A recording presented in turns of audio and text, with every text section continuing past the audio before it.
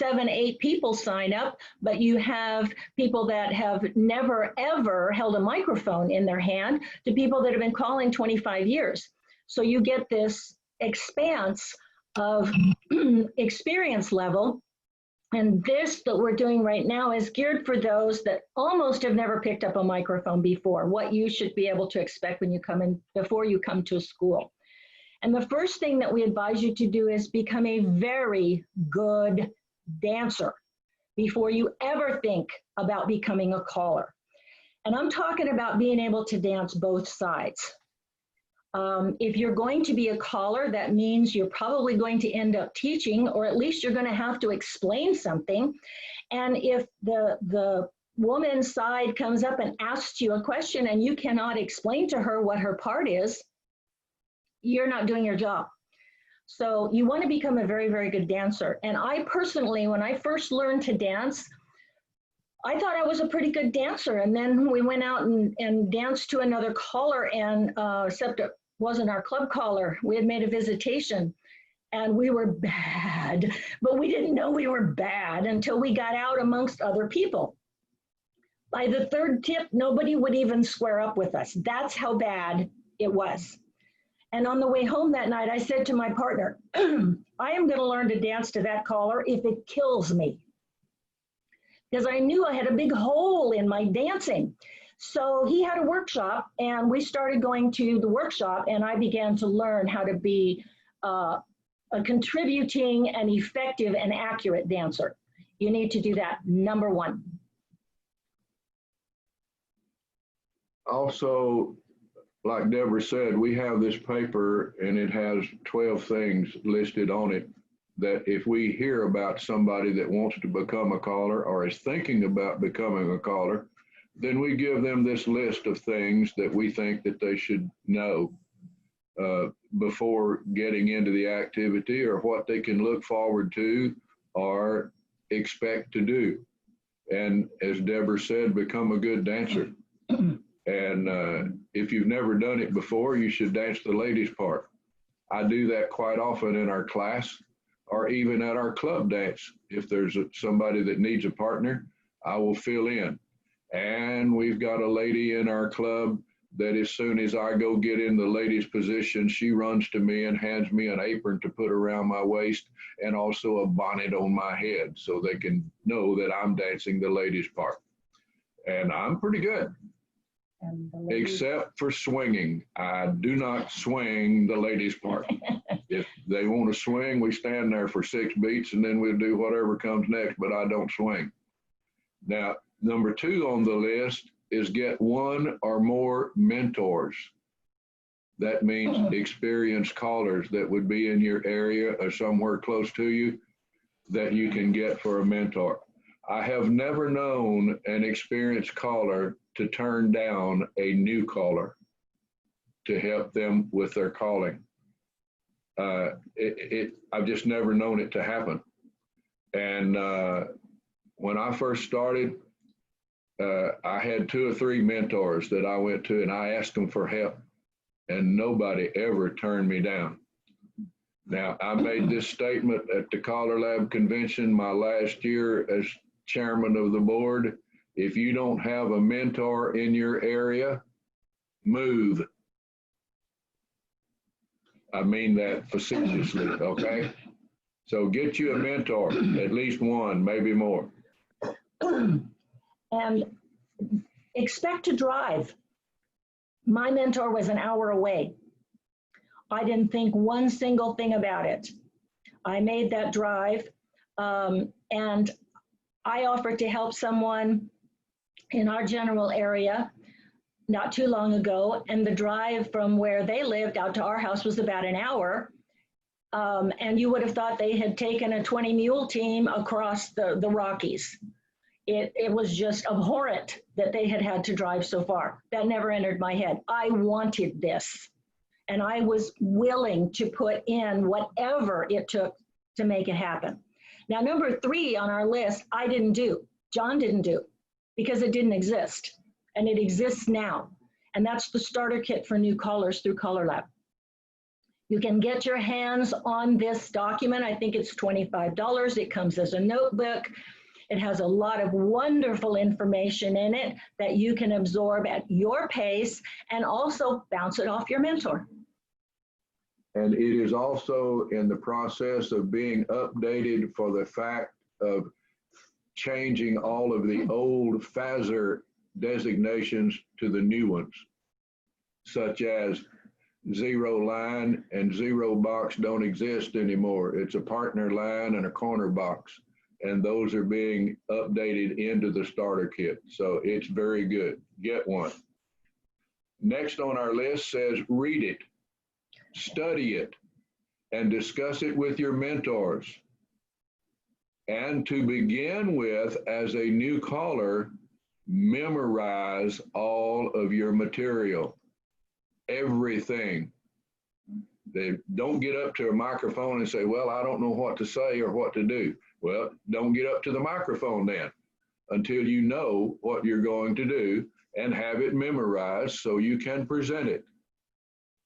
And your mentor should be helping you with that, putting a few little sequences together. Maybe it's just an opener. My mentor helped me with that. He would say, I want you to write. I did a lot of writing of choreography, creating of choreography. And he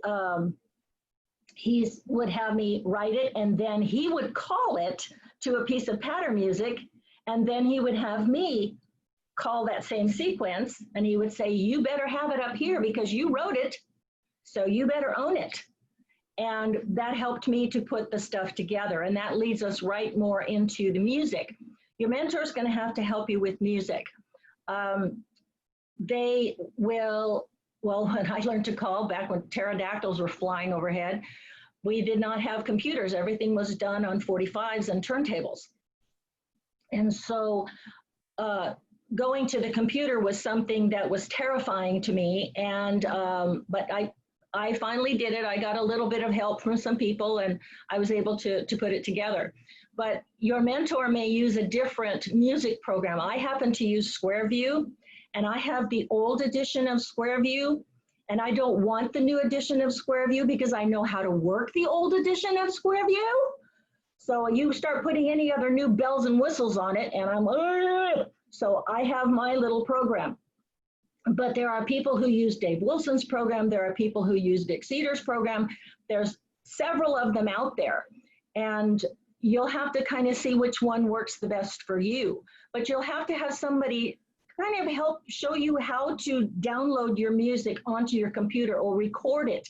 If somebody has given you a stack of old 45s and you want to get those onto your computer as a digital file, you'll have to have somebody to help you to do that, unless you're some sort of audiophile that just knows how to put all that wonderful stuff together. And that's another reason I wanted to be a cowboy, because we don't have computers on the saddle. And you'll also have to learn how to start choosing your pattern music, choosing your singing calls. There's a lot more available nowadays than was when we started calling. And so your mentor can help you with that. You see how deeply important it is to have somebody whose judgment you trust, who is a caller of some competence in your area, and who is willing to invest the time with you. My first mentor, I bought his time for 10 lessons. Then after that, I followed him around like a little puppy dog, just absorbing anything, asking 1,000 questions and getting as much as I possibly could for my toolbox and my knowledge bank. But you'll have to build a good relationship, a supportive relationship with your mentor. Now, next on our list, we have, after you have learned a singing call or two, ask your mentor to let you present it at one of their dances or during their class, if they permit such a thing to happen. And like I said, have it memorized, know what you're doing. If a new caller comes in our school and they get up to do a singing call and get that cue sheet up in front of their face and start reading on it, guess what John does? he walks up and takes it out of their hand. You know, learn what you're doing. Don't be I never will forget at the second Caller Lab convention that we had, which was in 1975 in Chicago, Illinois. And Earl Johnston got up to the microphone and he said, in our caller school, we do not teach callers how to read. And I will never forget that. So do your homework. Memorize. Know what you're doing. Have it memorized. But don't expect stage fright to just disappear from you immediately. It will not. And I shall never forget, right after I started learning to call and went off to another town, it was about 50 miles away, to a New Year's Eve dance, a very good caller at that dance, a huge crowd, and he knew that I was learning to call, and he asked me to call. And I told him I only knew singing calls at the present time, and he said, that's okay. He had a live band. In my early days, we all had live bands. We didn't hardly have any records. So I asked the band if they knew this particular song that I wanted to do, and they said yes. And they started out on it, and I did the opener for it, got to the figure, and my mind went blank. And I just stood there, and the band played a little bit more, and then they finally quit. And I turned to the caller of the club, and I said, Joe, what do I do? He said, start over. So the band started over. I did the opener, got to the figure, and my mind went blank again. And I said, now what do I do? And he said, start over. The third time we started, it came to me, and I knew what I was doing, but I guess it was stage fright that caused me not to remember what it was supposed to be. And so those things do happen. And every now and then it still happens to me. And the older we get, the more it happens. So we have to be prepared for it. Now, I don't say don't have notes, because I still have some notes that I refer to, but I don't stand there and read them. Okay? Now, when you've done this singing call, I hope that you have the same reaction that I got all those years ago when I did my first singing call. And the people were so receptive and so loving and so supportive. And when it comes to accepting critiques, you kind of want to throw out the high and throw out the low, because you're never going to be as good as somebody says you are ever in the world. And you're never going to be as bad as somebody else is going to say you are. So you throw those out, you take what's in the middle, and you try to apply them so that you grow in your calling. Now you realize that we're talking about doing all of this, and you haven't come to a caller school yet. I didn't go to a caller school until I had been calling for 5 years. I was calling dances, I was teaching classes, I was a member of Caller Lab. I'd never gone to a caller school. There was one in our area, and it never seemed to gel around the time that I was available. But I did work a lot with my mentor to start with, and then the other guys that jumped in to help me.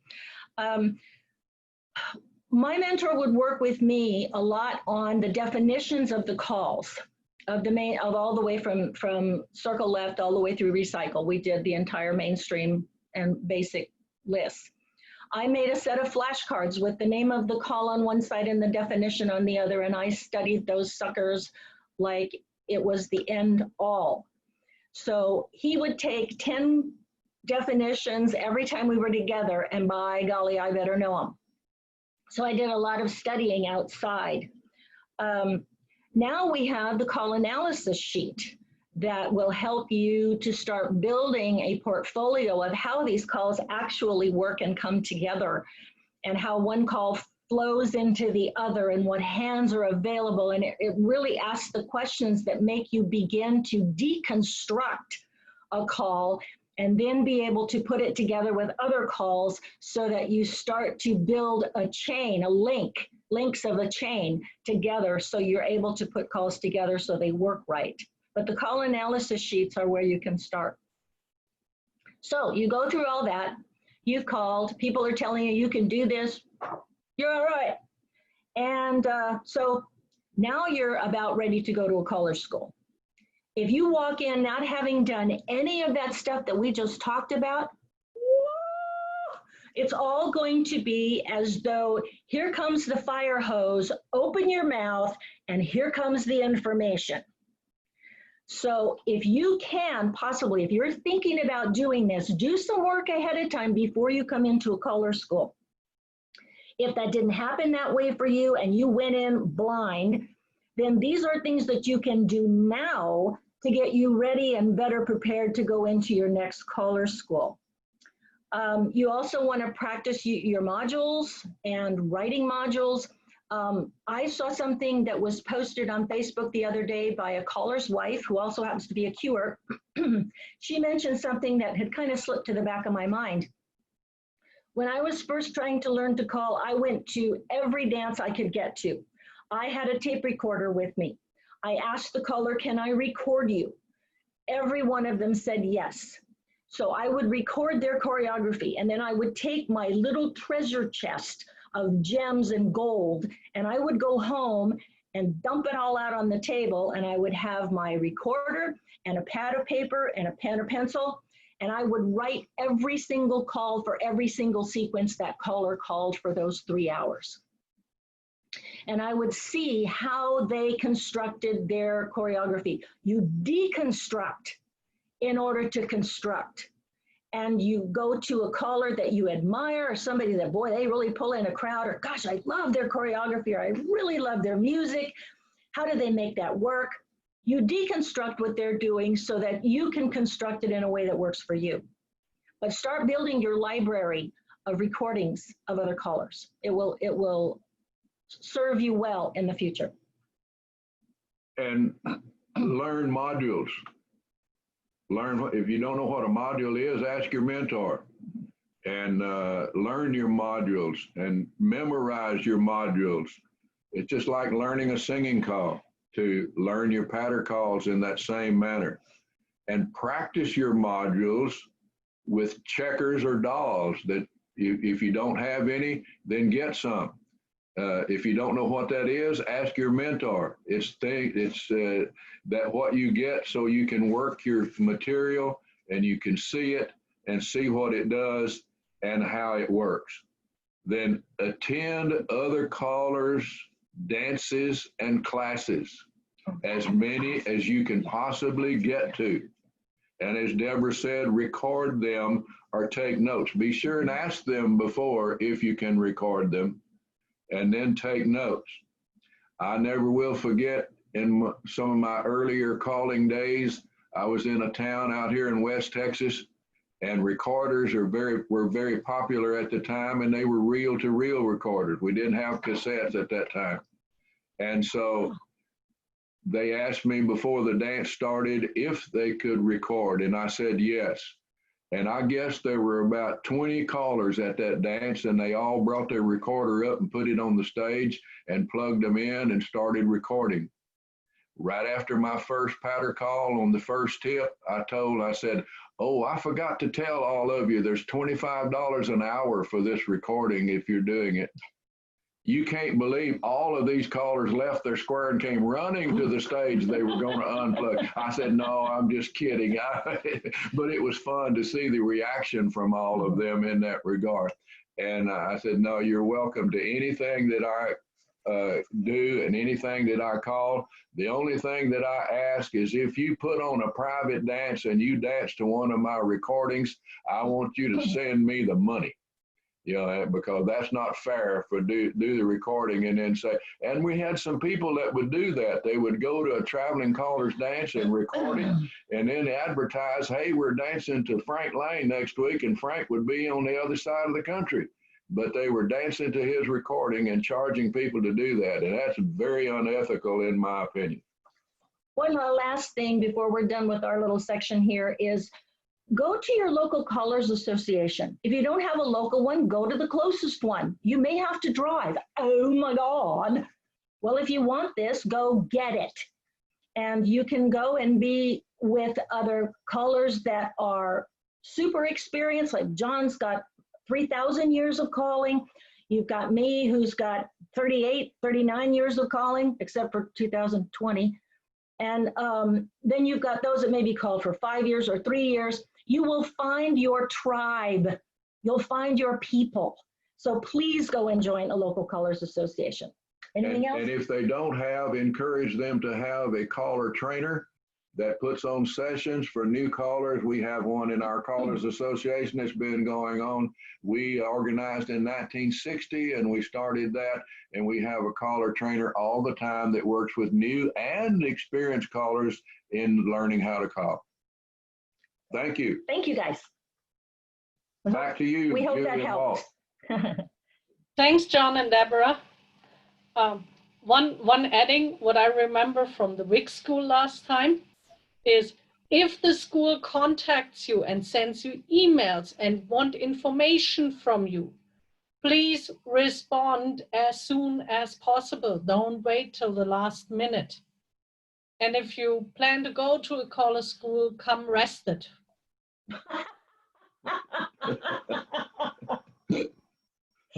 So thank you very much. So that is what you guys can do before the school happens. Now, I said we also want to tackle the theme of what to expect from the school ahead of time. So there will be probably applications sent out where the school or the coach is asking you, how long have you been calling? Are you calling mainstream, basic, plus, C, whatever? So what programs do you call? How often do you call? Do you call once a week? Do you have a fixed group? Or do you call once a month, one singing call? That is important to know for the coaches to see in which group would you be in situated best in their caller school. It's also, do you call club nights? Do you call specials? Do you call weekends? And do you teach classes? The other thing is, what is interesting nowadays is when you're resolving, what technique do you use? Are you a mental caller? Are you a module caller? Are you a site caller? Do you use cramps? This is all important facts for the coaches to find out ahead of time. They might send you a syllabus if they do take the time to study it, like John and Deborah said. There will be an information letter sending out with the details about where is the school exactly. If it's in a hotel, where in the hotel maybe. The correct location, where can you park your car? It's contact details. If anything goes wrong, who can you contact also last minute and let them know you might not be able to come or you come too late. And what to bring, like microphone, cable, music, your own bath towels. But it might be also the question of, for sending out the syllabus to you, do you want a hard copy or is a digital version okay? Like giving you all the information on a USB stick. If you paid your money, the school will send out, should send out a receipt that they got your payment. And also they will probably send, when you send in your application, that they got your application back. Maybe they also send out a roster of all the participants, so you have all the information, who will be there. Maybe you know somebody, maybe you can share a room with somebody. In our school, at one point, we sent out a meal menu for lunchtime, because we had organized lunch and we needed to know ahead of time who is eating what on which day. All this information might come to you, and the school wants you to work with that information, give you that information, or needs you to answer on that. And answering means not 5 minutes before you drive to go to the school. So, are you comments? Done? You done? No, I think you covered just about everything. This is stuff that John and Deborah talked about what you can do before the school. Julie's talked about what you should expect from the school. If you don't see some of these things, if you don't see an application or they're not taking information, the time to speak up is well ahead of time, not the day you arrive at the school. All right. Okay, we've talked about what to do ahead. We've talked about what to expect. So what actually happens when you get to the school? All right. Some of the things we've heard in the last couple sessions was, oh my God, nobody told me anything, and I got the fire hose effect that Deborah talked about. Okay, so how do we avoid some of that? Some of the things to expect. If you come to, for example, our school, or I'm sure John and Deborah's school, or Daryl's school, on the very first day, the first thing we would ask is be on time. Please, please, please be on time. All right. You should expect an introduction. There should be an introduction. All the coaches, all the teaching assistants should be introduced to you ahead of time. In our particular school, we ask everybody to stand up, introduce themselves, and tell us how long you've been calling. Even if it's 0. All right. Tell us, these are things we need to know. There should be a group assignment based on the information you put in the application. All right. We try very hard not to put brand new people or people with 2 or 3 years experience in a group with people that have 20 years experience. One, it's very, very uncomfortable for both sides. And two, the group that you're in, a lot of the information should be tailored to that experience level. All right. You might be asked to call a little almost immediately. This relates back to what John and Deborah were saying about learn the music, learn the singing call ahead of time. Now, we're still talking about what happens the very first day. The reason for that is so that the coaches can get an idea where you are in your experience and your abilities, so that we know how best to help you during the school. It's very, very important that the coaches, whoever they are, know from the earliest possible time. So that's something you should expect. You should get a schedule. We already talked about that. You should know how many seminars are going to happen every day and whether or not there's going to be homework. All right. This is just the very first day. Now, what happens in the rest of the school? There's all kinds of information. All right. I know one of the comments that we've heard is information overload. Depending on the length of the school, how much information you're actually going to get. And nobody, and I think John and Deborah will confirm this, nobody expects a relatively new caller to go home knowing all that information. That's impossible. We give you all this stuff with the idea that you're going to go home and take time to study it. All right. If you feel like I've got all I can absorb, take a break. Nobody's going to say, you're out, you didn't show up, you go away, don't come back. No, it's not going to happen.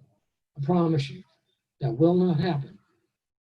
Talk to a coach, talk to the organizer and say, hey, I've got to step out for half an hour or whatever. I'm overloaded. All right.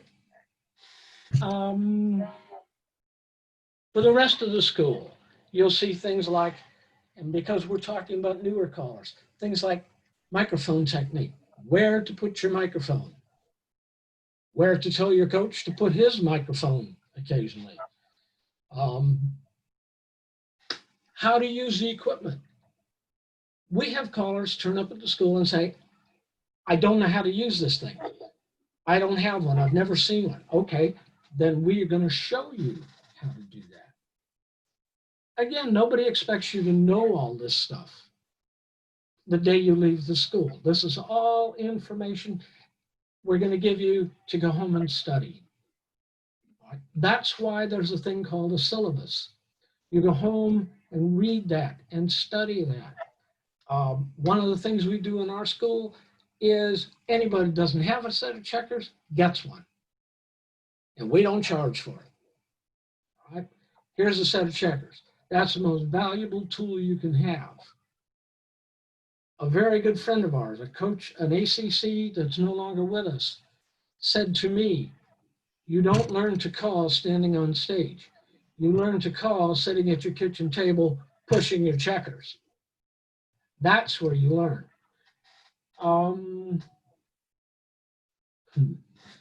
John mentioned stage fright. I can tell you from personal experience, well, let me put it this way. The second caller school I ever went to, they told us the next seminar is singing call technique, how to present singing call. That's great. Mind you, this was only the second school I'd ever been to. And for the mic tone session, everybody's going to do a singing call. Cool. I walked in there with mic in one hand, record in the other, and the coach for that session was Deborah. You talk about sheer terror. That was stage fright with a bang. So that was 2003, Deborah. What else? One of the things you will find in caller school is you make some terrific friendships. Say that again? I'm sorry, I thought Deborah had a comment. No, that's absolutely true about making the friendships. They will last you your lifetime. Forever. Forever. Forever. You will develop relationships with these people, friendships with these people, because caller schools are a combination of hard work, sometimes stage fright, sometimes things get intense. Sometimes we get you out of your comfort zone because that's how you learn. That's how we stretch you. And sometimes it's just about the most fun you can have. All right. I'll tell you what, I've seen things happen in caller schools that are unbelievable as far as having fun. Okay. Ask John sometime about Mule Train. First time I ever saw that was a caller school. They're great fun. They're absolutely wonderful. Keep going. Yeah, The after parties. Yeah. Another thing that happens at caller schools are not all work. There's a lot of time to socialize. There's things like after parties. Yeah, we do have them in caller schools. Trust me, some of them are pretty interesting. So it's not all nose to the grindstone, work, work, work, work, work. It shouldn't be. It shouldn't be. Yes, there's going to be some hard work. There's going to be some homework, things like that, but it's not all terrorizing the newbies. It's not. Speaking of terrorizing people, it shouldn't happen. I think John and Deborah mentioned critiques. All right. Critiques are intended to tell you two things, and almost everybody gets critiqued in a caller school. They tell you what you're doing right, what you're doing good should be the first thing you hear. And then they tell you what you need to work on. Okay, that should be what's in every critique. We do ours two ways. We ask a student, do you want this over the mic so everybody can hear it? Or do you want it with the mic shut off so that only you and the coach hear it? All right. That's a student's choice. Some people may be a little bit embarrassed about being told, you need to work on this or you need to change that. That's fine. Critiques can be private. Now, there is a difference. And I mentioned this just in case some of you happen to be in one of our schools or maybe in Edeltraud School. Where did she go, by the way? She's still there? Yeah, she's still there. There's a difference in the way critiques are done in Europe and the way they're done in the United States. Okay. Now, I'm sure John and Deborah know what I'm talking about because they've done both. Critiques over here tend to be a little bit more blunt, to put it gently, than critiques in the States, without going into a lot of details. That's just a simple fact. May I add a story on that, just a short thing? Absolutely. I was doing a school in Europe, and I was helping a student after hours. And it was on a skill that he was very shaky and had very little confidence in. And he turned to me and he said, "Please critique me like an American and not like a German." I said, okay. I'm not sure how to take that, Deborah. I can tell you how to take it because that was me. Soft touch. He wanted the soft touch and not the harder one. Anyway, back to what we were talking about. Some of the comments we heard in recent sessions, a lot of it was, we didn't know this ahead of time. We didn't know we were going to get swamped with information. The reason for this session is to reassure folks and to let you know what you should get ahead of time, what to expect when you walk into school. I can't imagine what it's like for somebody who has no information, who's not been told anything, to walk into a caller school and just get hammered. That must be like getting a boulder dropped on you. It would be a horrible experience, right? That's why we're here today, to try to alleviate some of that fear, some of that worry, okay? Well, All right, we've talked about what to do beforehand, what to expect. Yes, John? may I say something here? I noticed Well, you're that, gonna anyway, so. hi, Edelrod. I noticed that she has put on the chat line that recording is forbidden over in Germany. In many places, it is forbidden this day and time. And if it is, then simply don't do that. But take a notepad with you to, if you're a new caller, to every caller's dance and class that you go to, and take all kinds of notes. When I first started calling, I carried a little notepad in my pocket. And if a caller did not want me to steal their material, they better not call it during the dance, because as soon as they did and the tip was over, I would go sit down and write it down word for what they called. I was memorizing it as they were calling it. And so that's how I gathered a lot of my material. Take notes and have those notes and study those notes and work on them. Okay, well. One of the nicest things we've ever heard from a dancer happened to us at a dance last year in Austria. This young lady came up and said, "What you did in the last tip was really cool. Tell me how you did it." And I had to say to Julie, "How did I do that?" So that's the greatest compliment you can get, is when a dancer comes up, a new caller comes up and says, "Tell me how you set that up. That is so neat. I want to use that." That's a huge compliment. We had a comment here from Connie. It says, "I watch Patter on YouTube and take notes on the modules." That's an excellent idea. Connie, where are you? I don't see you. No. Wave, there you are. That's a great idea. There's lots and lots of stuff on YouTube, and that's out there in public. So I don't think there would be any ethical complications about something somebody's posted on YouTube. Yes, Deborah.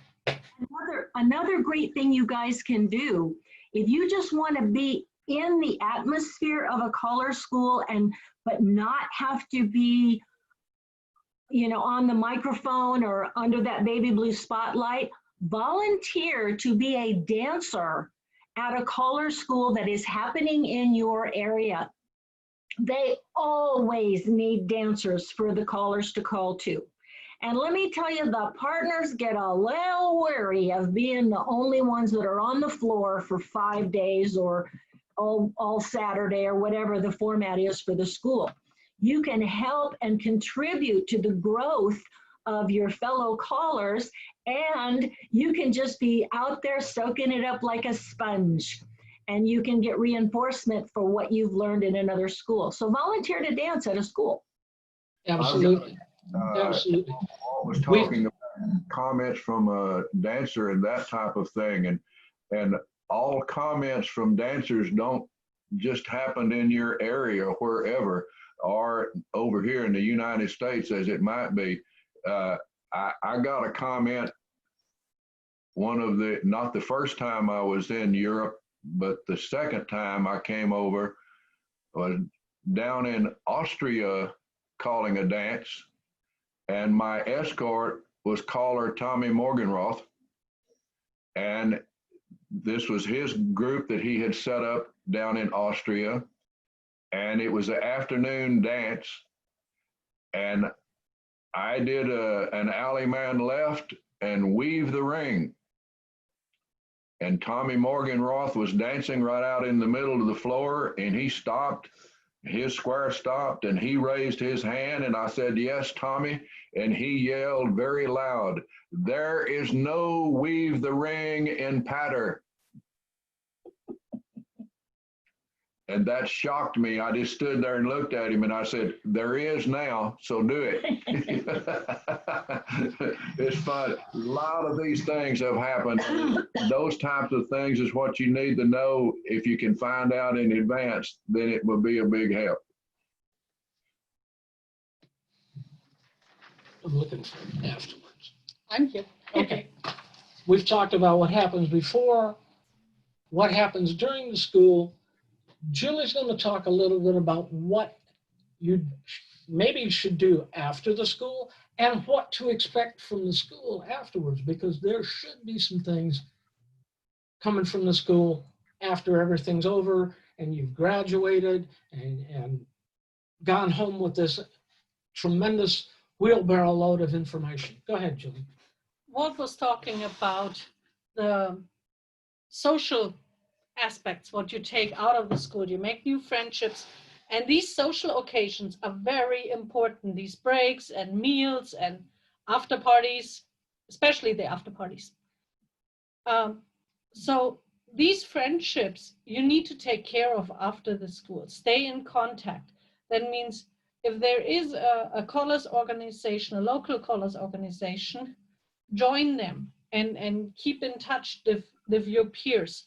Join Caller Lab. In Europe, join ACTA. So this is the way to keep in touch with your peers and keep sharing these wonderful ideas about calling you have, or maybe sometimes the craziness, and that somebody can tell you, that might work or might not work. The first thing after the caller school for me is I have a drink for relaxing. But after that comes the study and the practice, pushing the checkers around and trying out the new ideas. Thinking about what have I heard, what ideas did I collect, and put them also down in writing so I don't forget them. If I have a question, or if you have a question, don't hesitate to contact your coach or your coaches. I don't know of any ACC who would not be willing to help you if you didn't understood something, or you come home and think, I read it in the syllabus over and over, but it doesn't make sense. Contact the coach. They will help you. They will answer you.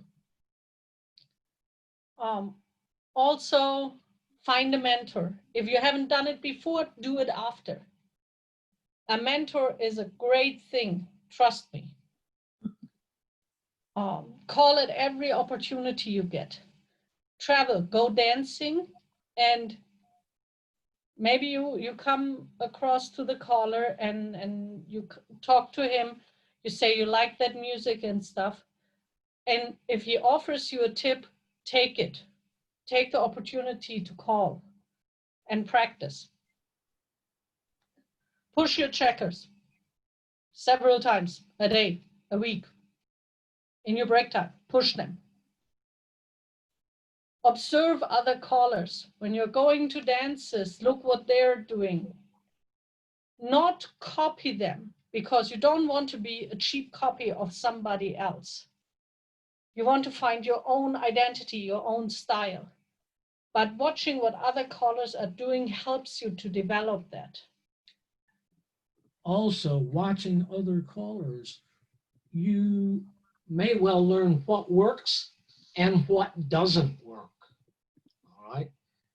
Trust me, callers make mistakes, and you may well see something or hear something and think to yourself, boy, that didn't work, and I don't want to do that.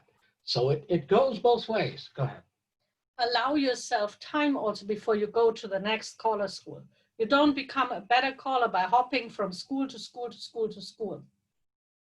I saw callers who told me very proudly, I joined 4 caller schools this year.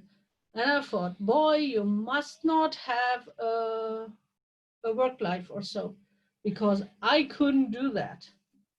So take your time. Let everything sink in. And if you want to join another caller school in a shorter period of time, make at least sure you go to another school with different accredited caller coaches so you see a different opinion. Okay? And especially if you pick a school, do me one big favor, pick one what's run by an ACC so you have the quality.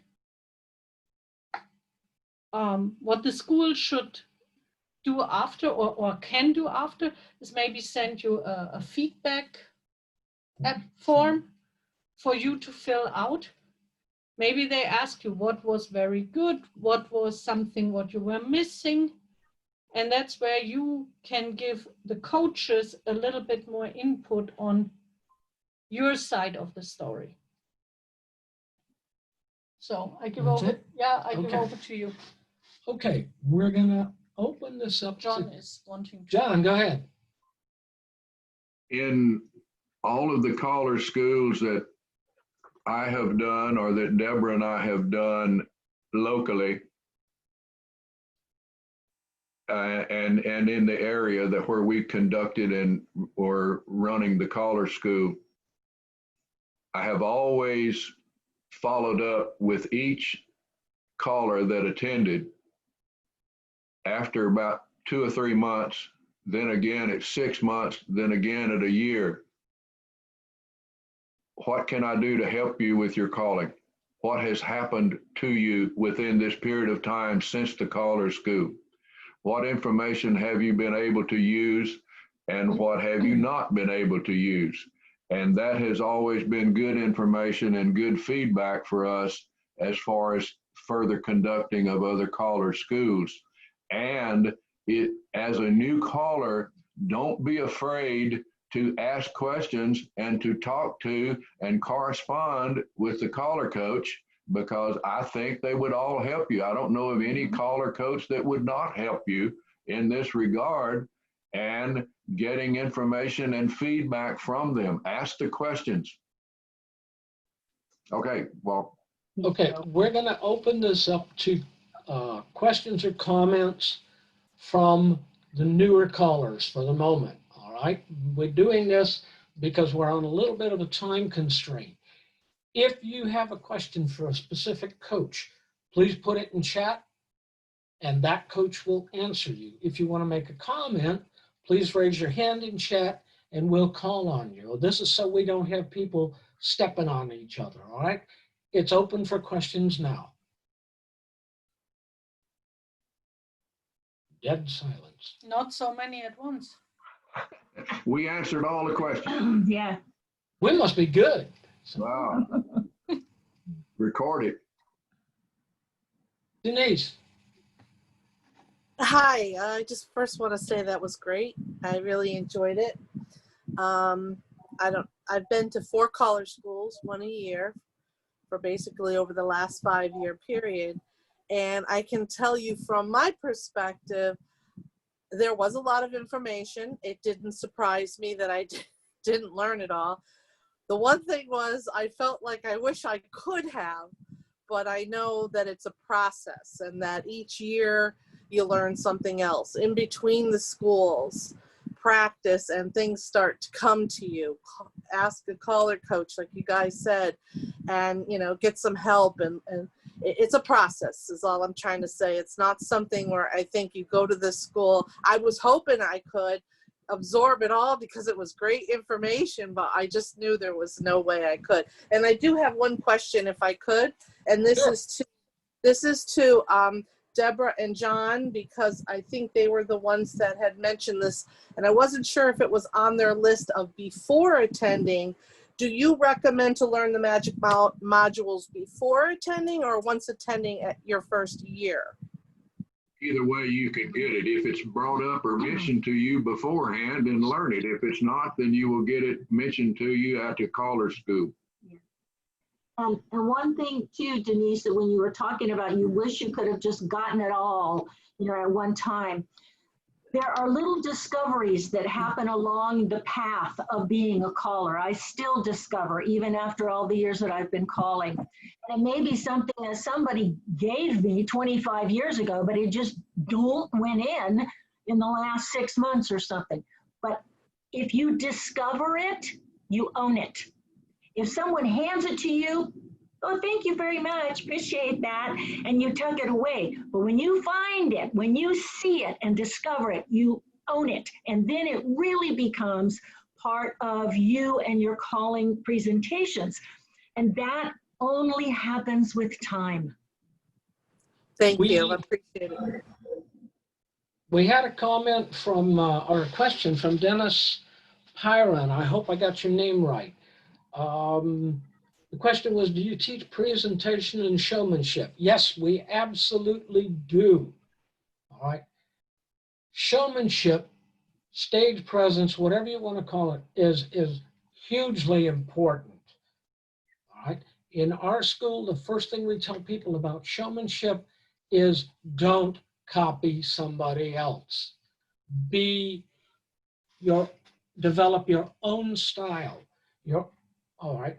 Presentation is more of a general subject. How do you present a singing call? How do you present enjoyable patter? That gets into timing and music choice and things like that. But do we teach these things, stage presence, presentation, and showmanship? Yes, absolutely. John and Deborah, would you comment on that?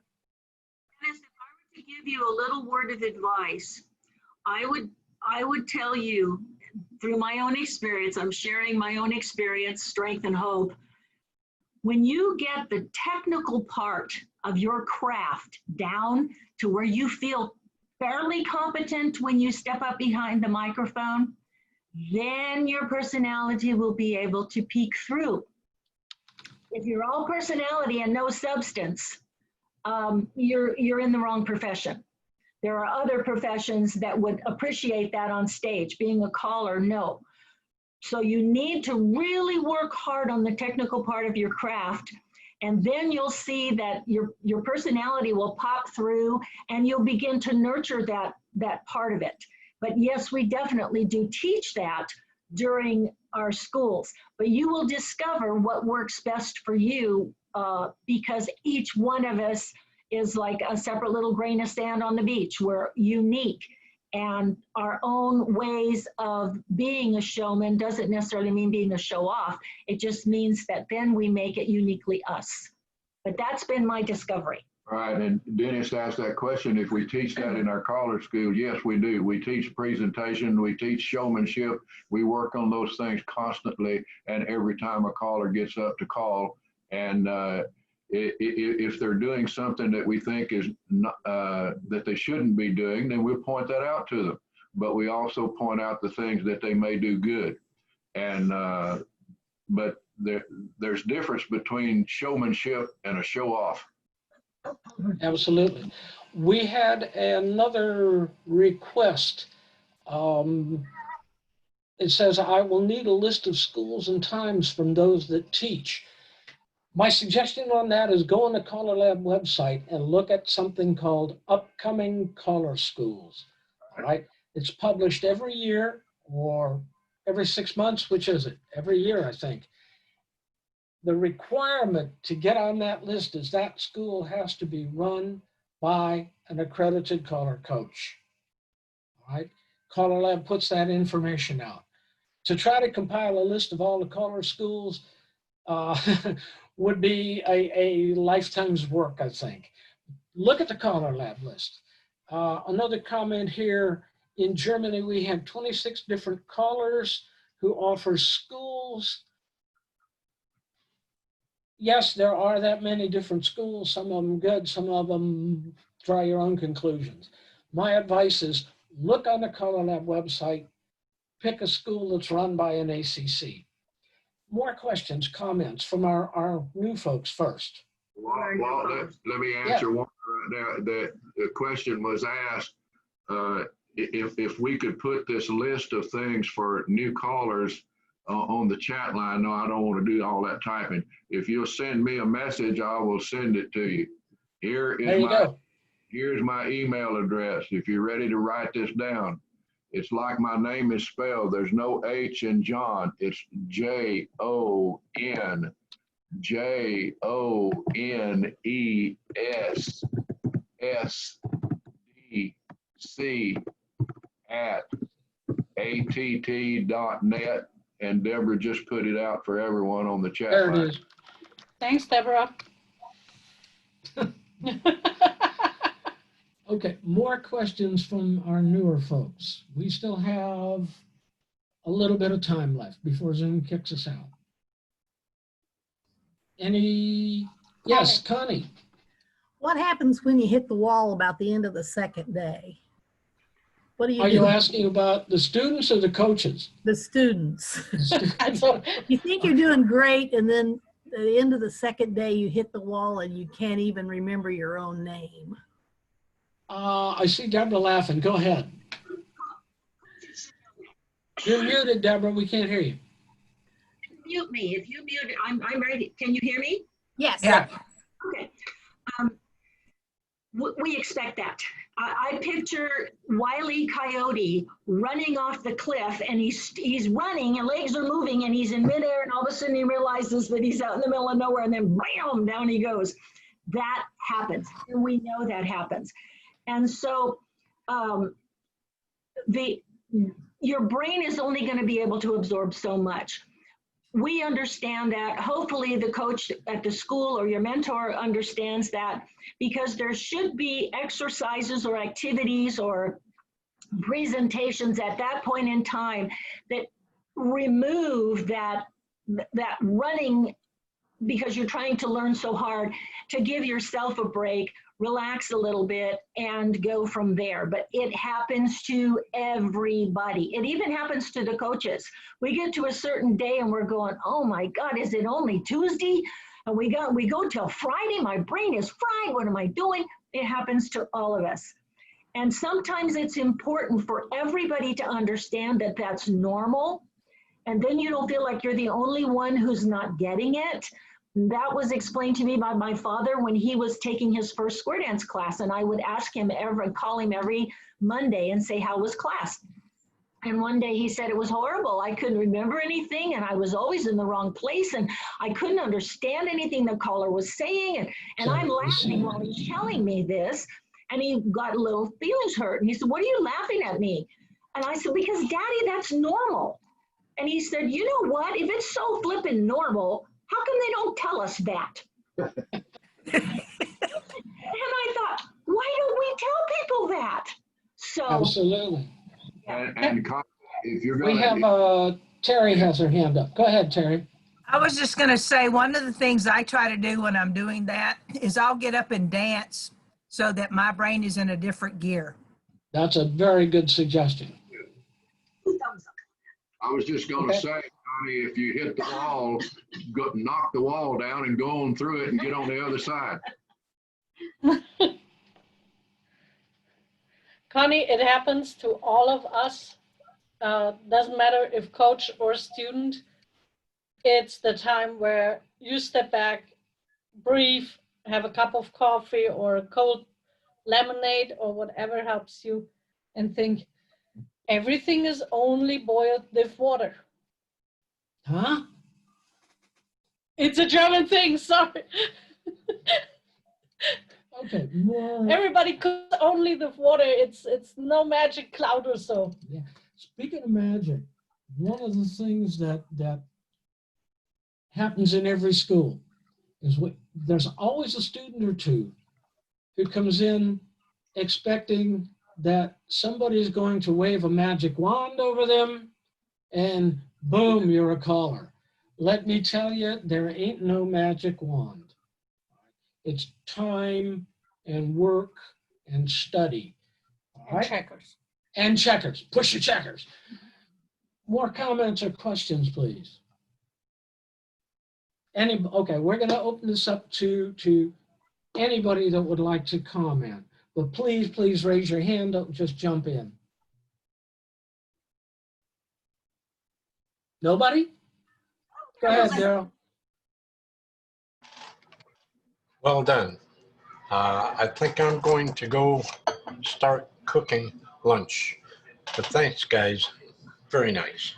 Thanks We'll a see lot, you Daryl. again Thank you for coming. Thank you. You got Bye. Bye. Bye. I'm going to Okay. add. I'm going to add about what Daryl just said, but in You're going to different. cook lunch? No, I work on breakfast. We eat late here. What I wanted to say was, I really wish there were more people on this session, like about 20 times, 5 times, 10 times more caller coaches, and 20 or 30 times more about to go to caller school callers.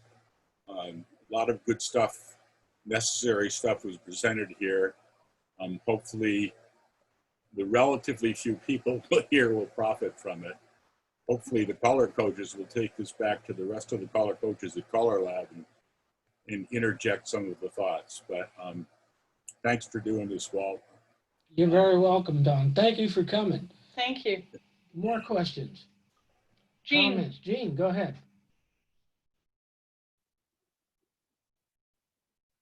You're muted. There Yeah, you go. had to find the mute button. I just wanted to say, echo Don's appreciation for the session from yourselves and from John and Deborah. It's been a lovely session. I got here a little late, but that still absorbed quite a bit, as I tend to do. So thank you all. Thank everybody for taking the time to present it. Thank you, Jean. Anybody else? This is open to anybody now. Not a soul. Go ahead, Terry. I was just going to say to all the new callers out there, don't be afraid to go. Don't be afraid to make mistakes. The first time I went to caller school, I'd never done anything, and they put me in an intermediate class, and I thought, well, I'm just going to have fun, and I did, and it was great because my attitude was different when I went in there than it would have been if I'd have been just scared to death. Thanks. Yeah. Caller schools are fun. Of course, it's also work, but the main thing is what I said in the beginning, it's the Christmas Eve really happens when you get there. More comments from anybody? Yes, John. I can't believe that Guido hasn't said anything. I was just thinking, well, we've got him on permanent mute. No, Dennis has something to say. Where? I didn't see it. Dennis, up. Oh, Denise, go ahead. Sorry, Denise. Hi. No, I just want to say that I love caller school. And the first one I went to, I felt like, I was in my 50s. And I felt like a kid getting ready to go to college. It's like, do I have enough pens and paper? What outfits am I going to wear? But it was so much fun. And I highly recommend a good accredited calling coach caller school to anyone. So thank you. Thank you. Thank you. Guido want to say something. Oh, I don't know. We'll mute Guido. Boy, I'll tell you what. Go ahead, Guido. If I would have to say anything, I would. But so far, I just can't confirm and I can't add nothing new substantially. So I'll keep silent.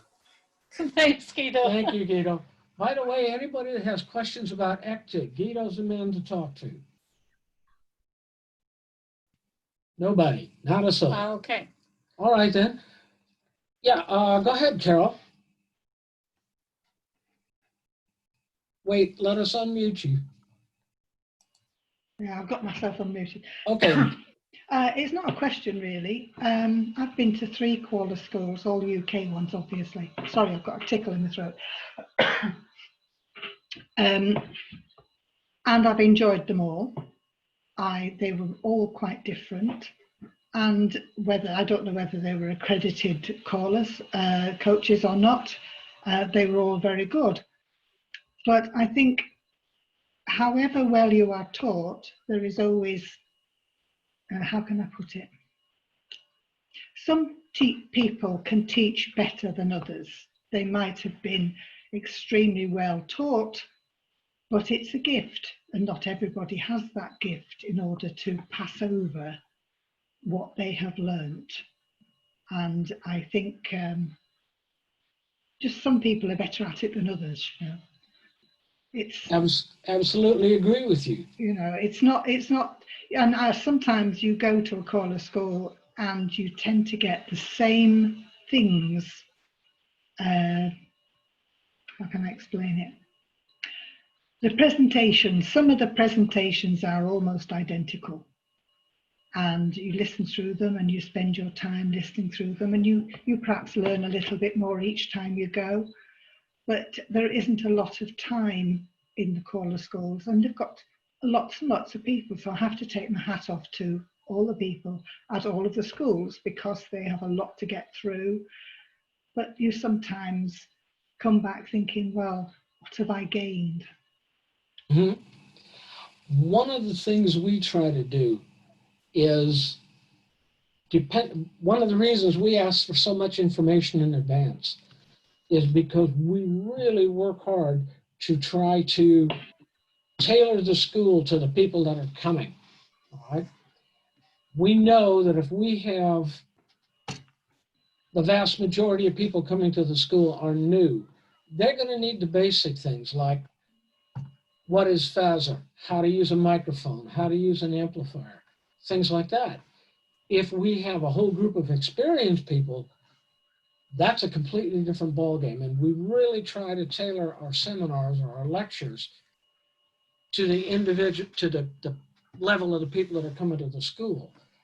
The other thing is a good school should, when you get into mic time, should have you working on whatever the last seminar was. If that seminar was modules, they should have you doing modules. If it was showmanship, they should have you working on that. I agree with you that from time to time, the lectures sound like, oh, we've heard this 4, 5, 6 times. In some ways, that's on the coaches, because they should update their lectures, they should include new information, and they should be careful about what group they're talking to. John and Deborah, you've done vastly more schools than we have. You want to comment on this about things sounding the same time after time after time? Well, a phaser is a phaser is a phaser. Yeah, I agree. Sometimes the information just is what it is. If we had the luxury of having a school that was only for the newbies, or a school that was only for experience, and we have done those in the past, information is taken and broadened.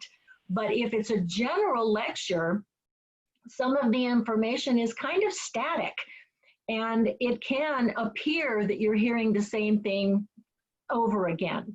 I have a separate question I'd like to ask all of you that are here that have been to a school before. This is the first time that we ever did anything like this. At the WIC Institute in 2019, I sent out the syllabus to everyone 3 weeks ahead of time by a PDF file. I had never been able to do that previously, or I wasn't comfortable enough with the technology to do that. And the files were huge. So until it got to where it could be compacted and then sent, then the people could have it to begin to pre-read if they wanted to. They were also responsible for printing out their own copy and bringing it with them to school or keeping it on their computer. I work better with paper. I'm too old to go just by stuff on the computer. I want my paper in my hands. So for getting the syllabus the day of the first day of school or getting the syllabus ahead of time, which do you think you would prefer? And I'll just ask the question. If you would like to have gotten the syllabus ahead of time, would you wave your little hand in your window so we can see kind of, okay, isn't that interesting? It's 4 women and 1 man. Oh, Jean had it. Okay, and so if you're fine with getting it the first day of the school, would you wave your little digits in the window? Okay, so it's a little bit more or fine getting it ahead of time. What it did for us is it also cut down the amount of money we spent on printing, which that has to be built into the cost of the school, and also the cost of mailing those syllabuses to wherever the school was, which happened to be in Virginia. So the shipping costs were eliminated and the printing costs were eliminated, and that helped us a lot. So that's something that may or may not occur in the schools that you're involved with in the future. I would encourage coaches to give it a thought. It had never occurred to me before last year. Hey, Walt, you asked about presentations being the same. When we're conducting schools like we had for quite some time, the Lone Star Caller School was with Tony Oxendine, Jerry Story, and myself. And then after Deborah and I got married, she joined our staff. And I did the programming for each of the schools. And I made certain that each subject was presented by a different person each year, except in certain categories like entertainment. Then I wanted Tony and Deborah to do those. But all of us 4 caller coaches were always in the room when a presentation was made on every subject, and we could add to that presentation so you could get different views and different ideas. But we tried not to have the same person presenting the same subject every year because that would be very boring, I think. Yes, Denise. I just want to clarify, it wouldn't have bothered me to get it ahead of time, but I just felt, either way, it wouldn't have mattered. I just felt I probably wouldn't need it ahead of time, but if I got it, I'd just print it out and bring it. Okay. I think it depends on what kind of student you are, because I definitely appreciate to get it ahead of time so I can study it completely through before I come. Exactly. But but that's me. More Yeah, comments? I'm kind of a highlighter, underliner kind of a person, and I want to. That takes away a little bit of the stress of during the days of the school, because you can get an advanced look. Now I'm talking more than just the syllabus. I'm talking including handouts.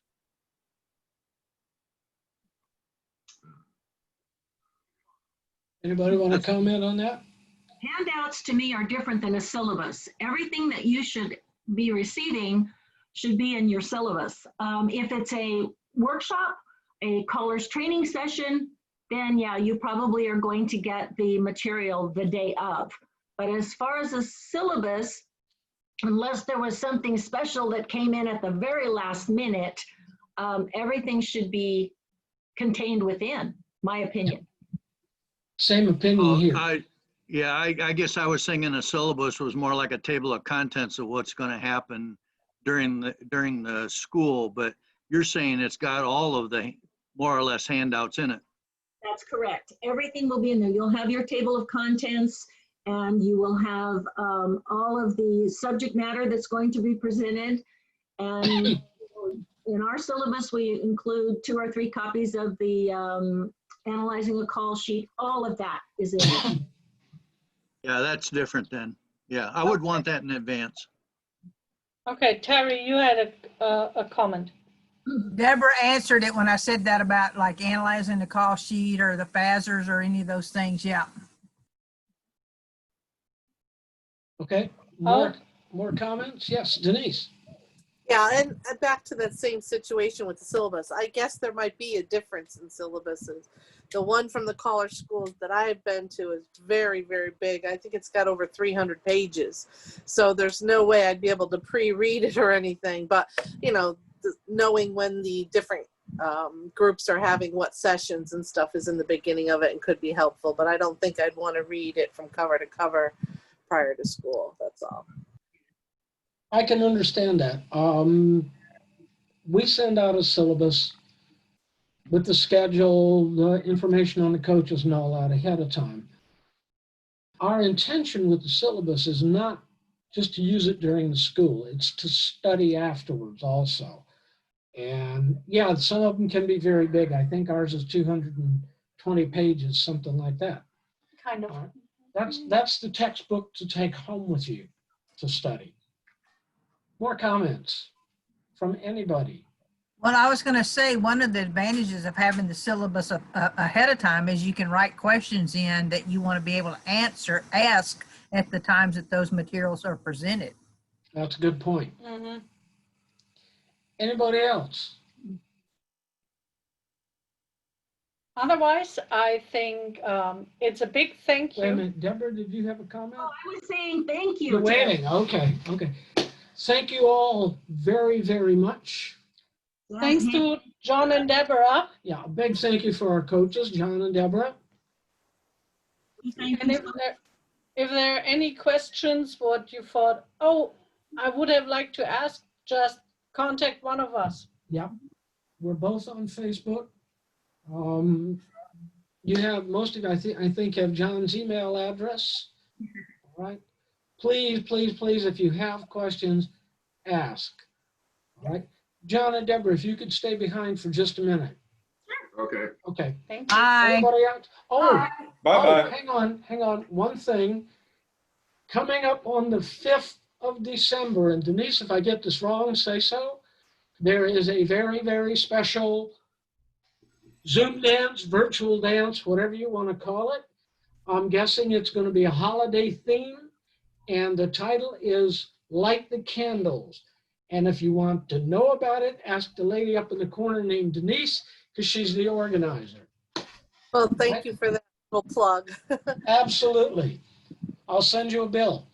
Edeltraud, did you want to comment? No? Okay. Thank you all very much. We're going to close the meeting.